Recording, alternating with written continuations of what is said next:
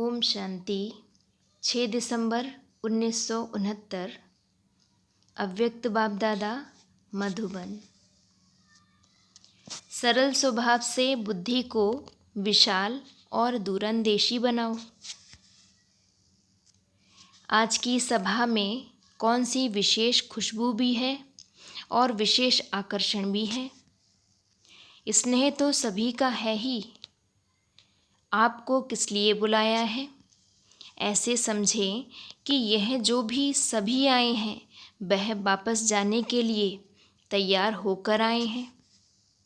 Ever ready जो होते हैं वह सदैव तैयार ही होते हैं। बुलावा हुआ और 1 सेकंड में अपना रहा हुआ सभी कुछ समेट भी सकते और जंप भी दे सकते। प्रैक्टिकल में देखा भी ना कि ड्रामा के बुलावे पर कितना टाइम लगा। एक तरफ समेटना, दूसरी तरफ हाई जंप देना, यह दोनों सीन देखी। यह ड्रामा में किस लिए हुआ? सिखलाने के लिए। तो ऐसे एवर रेडी बनना पड़ेगा। अभी एवर रेडी की लाइन चालू हो गई है। इस लाइन के अंदर किसका भी नंबर आ सकता है। जो सभी के संकल्प में है वह कभी नहीं होना है, होगा फिर भी अनायास ही। यह ब्राह्मण कुल की रीति रस्म चालू हो चुकी है। यह रीति रस्म भी ड्रामा में क्यों बनी हुई है, उसका भी बहुत गुप्त रहस्य है। तो ऐसा पुरुषार्थ पहले से ही कर लो जो फौरन समेट भी सको और जंप भी दे सको। समेटने की शक्ति किस में हो सकती है? जो सरल स्वभाव वाले होंगे उसमें समेटने की शक्ति सहज आ सकती है। जो सरल स्वभाव वाला होगा वह सभी का सहयोगी भी होगा। जो सभी का स्नेही होता है उनको सभी द्वारा सहयोग प्राप्त होता है। इसलिए सभी बातों का सामना करना व सामना सहज ही कर सकते हैं। और जितना सरल स्वभाव वाले होंगे उतना माया कम सामना करेगी। वह सभी को प्रिय लगता है। सरल स्वभाव वाले का व्यर्थ संकल्प कभी नहीं चलता। समय व्यर्थ नहीं जाता। व्यर्थ संकल्प ना चलने के कारण उनकी बुद्धि विशाल और दूरंदेशी रहती है। इसलिए उनके आगे कोई भी समस्या सामना नहीं कर सकती। जितनी सरलता होगी उतनी स्वच्छता भी होगी। स्वच्छता सभी को अपनी तरफ आकर्षित करती है। स्वच्छता अर्थात सच्चाई और सफाई।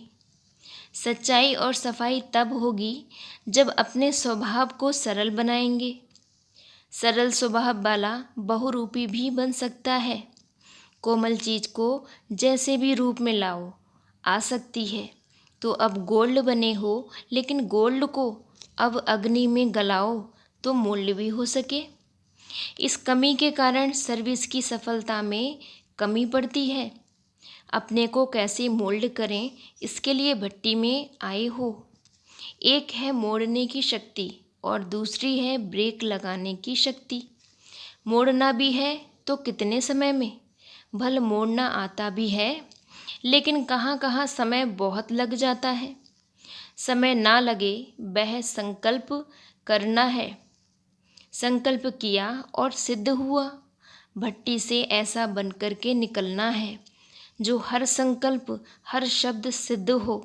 वह लोग रिद्धि सिद्धि प्राप्त करते हैं। लेकिन यहाँ योग की रिद्धि सिद्धि है।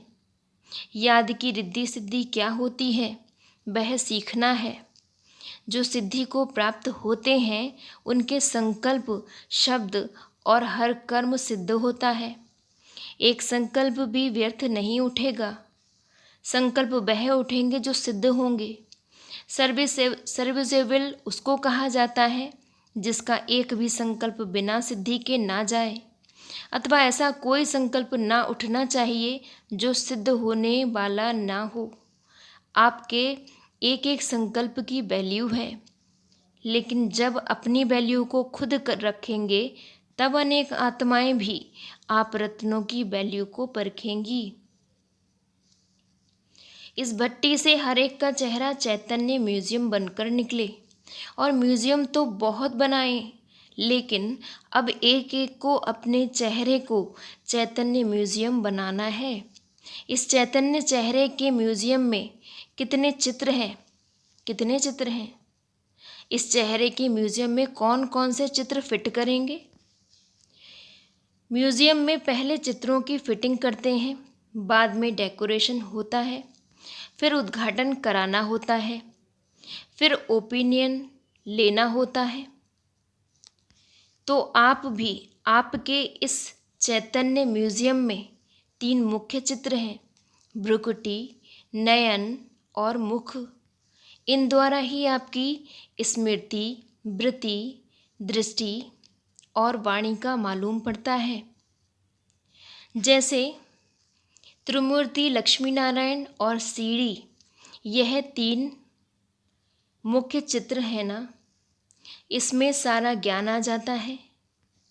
वैसे ही इस चेहरे के अंदर यह चित्र अनादि फिट है। इनकी ऐसी डेकोरेशन हो जो दूर से यह चित्र अपनी तरफ आकर्षण करे। आकर्षण होने के बिना रह नहीं सकेंगे। आप लोग म्यूज़ियम बनाते हो तो कोशिश करते हो ना कि चित्र ऐसे डेकोरेट हो जो दूर से आकर्षण करे, किसको बुलाना भी ना पड़े। वैसे ही आप हर एक को अपना म्यूज़ियम ऐसा तैयार करना है, जो कुछ सुना है उसको गहराई से सोच कर के एक एक रंग में समा देना है। जिन्होंने जितना गहराई से सुना है उतना अपनी चलन में प्रत्यक्ष रूप में लाया है। उन संस्कारों को प्रत्यक्ष करने के लिए एक एक बात की गहराई में जाओ और अपने एक एक रग में वह संस्कार समाओ। कोई भी चीज़ को किस में समाना होता है तो क्या करना होता है? एक तो गहराई में जाना होता है और अंदर दबाना होता है, कूटना पड़ता है। कूटना अर्थात हर एक बात को महीन बनाना। इस भट्टी से संस्कारों को प्रत्यक्ष रूप में लाने की प्रतिज्ञा करके निकलना है। जितना बाप को प्रत्यक्ष करेंगे उतना खुद को प्रत्यक्ष करेंगे। बाप को प्रत्यक्ष करने से आपकी प्रत्यक्षता बाप के साथ ही है। ऐसा बनना और फिर बनाना है, समझा? इस संगठन में ऐसी शक्ति है, जो चाहे वह कर सकते हैं। सिर्फ संकल्प करें तो सृष्टि बदल सकती है। ऐसी शक्तिशाली आत्माएं हैं।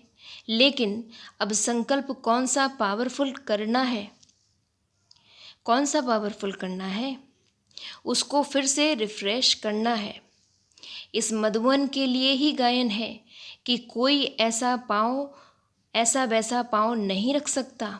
मधुवन है सौभाग्य की लकीर, उसके अंदर और कोई पाँव नहीं रख सकता। आप सभी को बाप दादा समझाते हैं कि यह स्नेह की लकीर है, जिस स्नेह के घेराव के अंदर बाप दादा निवास करते हैं। इसके अंदर कोई आ नहीं सकता। चाहे भल अपना शीश भी उतार कर रखें, साकार रूप में स्नेह मिलना कोई छोटी बात नहीं है। उसके लिए तो आगे चलकर जब रोना देखेंगे तब आप लोगों को उसकी वैल्यू का मालूम होगा। रो रो कर आपके चरणों में गिरेंगे। स्नेह की एक बूंद की प्यासी हो चरणों में गिरेंगे। आप लोगों ने स्नेह के सागर को अपने में समाया है, वह एक बूंद के भी प्यासे रहेंगे। ऐसा सौभाग्य किसका हो सकता है? सर्व संबंधों का सुख रसना जो आप आत्माओं में भरी हुई है, वह और कोई में नहीं हो सकती। तो ड्रामा में अपने इतने ऊंचे भाग्य को सदैव सामने रखना। सामने रखने से रिटर्न देना आप ही याद आएगा। अच्छा, ओम शांति।